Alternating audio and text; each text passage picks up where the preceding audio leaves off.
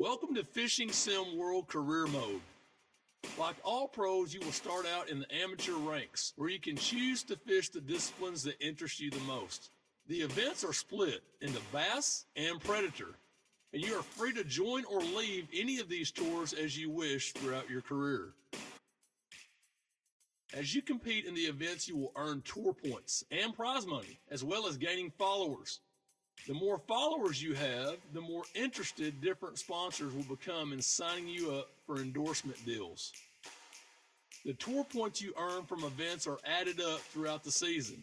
Finish high enough in the end of the season rankings, you may be eligible to move up to the Pro League.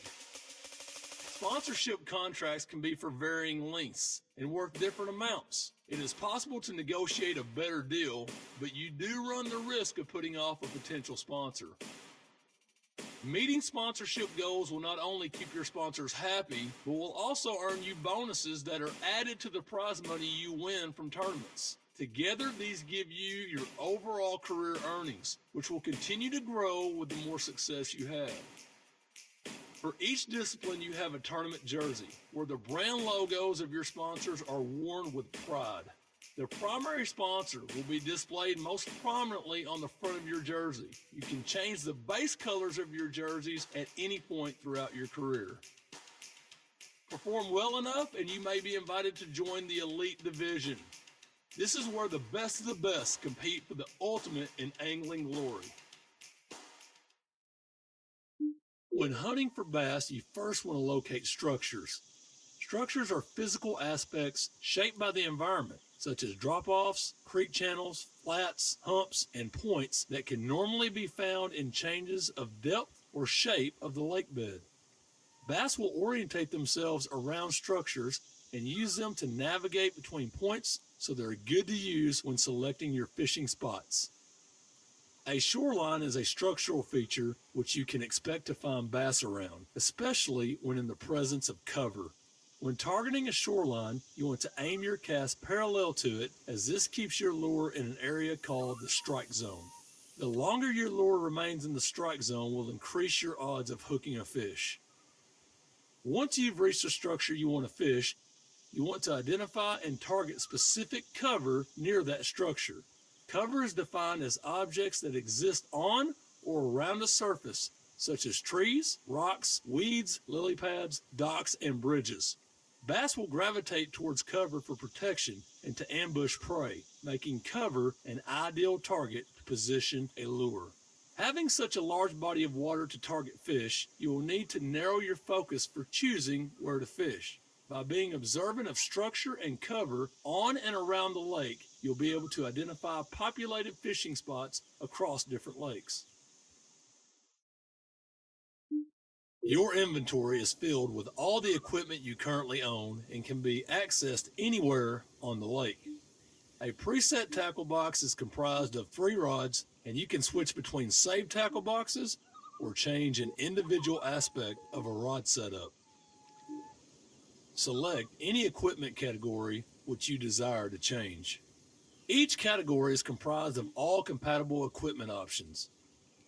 Rods have dependencies with other equipment based on fishing style, so changing to certain rods will also change the dependent equipment. Each piece of equipment has its own unique stats. It's important to be aware of these stats to fish with the equipment effectively. 2 of the most important to consider when selecting a lure are the depth and retrieval statistics. All rods will be reeled in when making tackle box changes, so ensure you're not at risk of losing a bite. An overhead cast is ideal for performing long-range casts. The cast power will start increasing once you begin casting. This line represents the furthest you can cast. You should aim to release the cast before this line, depending on how far you want to cast. When you apply too much power to your cast, the power meter will go red. This will affect your casting distance and accuracy. This will start reeling in your line. While fishing, you can increase or decrease the rate your line is reeled in by adjusting your reel speed. You can switch between all your rods so long as you're within close proximity of your rod stand. You will want to use different casting styles based on the desired casting distance. You can switch between the casting methods anytime before committing to a cast. All casts are executed using the same control methods, whether you are using simple or total cast controls. When fighting a fish, you need to manage the tension on the line. Too low or too high, and you're in danger of losing the fish. The drag system can be adjusted to increase or decrease the resistance on the line. If you set the drag system to its maximum, the fish won't be able to pull line from the reel at all, but this will put more tension on your line. If you set it to its lowest setting, the fish will pull the line out easily and swim further away. This will put less tension on your line. Keep the pressure on, and eventually the fish will tire out, making it easier to reel in.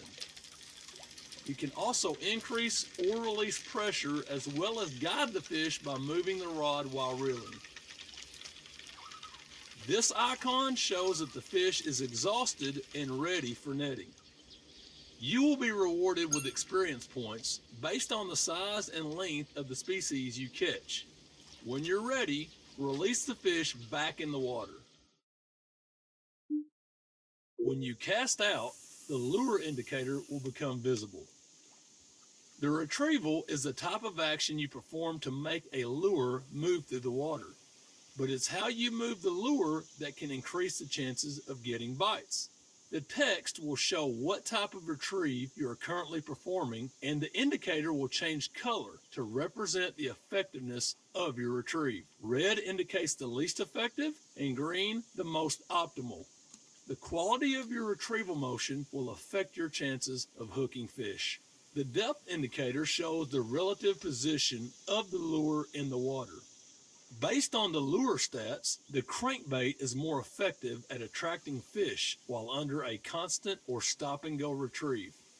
A constant retrieve is performed by constantly reeling in. How fast this crankbait is reeled in will impact the depth it dives to. Depth and retrieve quality are displayed and updated in real time based on your reel speed and rod movements. If you want to retrieve at lower depths, try increasing your reel speed. You're not going to get a bite on every retrieve, but to increase those chances, you want to keep casting out and retrieving. The longer your lure is in the water, the better chance you have of attracting a bite. This crankbait is effective using a stop-and-go retrieve. To perform a stop-and-go retrieval, reel in at a moderate speed and then stop briefly before reeling in again, then repeat.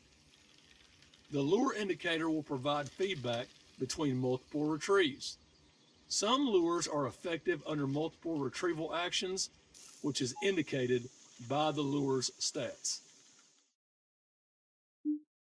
When you get a bite on a lure, you need to set the hook to ensure the fish cannot escape. Do this by performing a strike. The timing of the strike determines how well the hook is set in the fish's mouth. Setting the hook poorly will make it easier for the fish to escape. The quality of your strike is determined by the swiftness and direction of the strike action and timing after the fish bites. The better the strike quality, the less chance you have of losing the fish. With the hook set, it's time to reel in the fish. When fishing for bass, the timing, speed, and angle of the strike is crucial for getting a good hook set. A poor strike will give the fish a greater chance of escaping. Once you have a fish on the hook, you need to manage the line tension to decrease the chances of the fish spitting the hook. Bass may dive down deep or leap out of the water in an attempt to free themselves. To decrease tension, lower the rod tip and stop reeling. To increase the line tension, raise the rod tip and keep reeling. If the tension bar hits the top or bottom too much during the fight, the fish can escape. So aim to keep it in the mid-range as much as possible. Your boat is also fitted with an electronic fish finder. This system allows you to see the depth of the lake bed and where fish are positioned both under and around your boat. The line at the bottom shows the depth and contour of the lake bed that you're traveling over, and the fish icons show a fish's location and depth. The furthest right section shows what was beneath the boat 1 second previously. This fish passed underneath the boat around 3 seconds ago. So if you are traveling at speed in your boat, the fish may now be some distance behind you. The size of the fish icon displayed is related to the size of the fish detected under the water. When you find a spot you want to fish, stop your boat and switch into the fishing position to start fishing.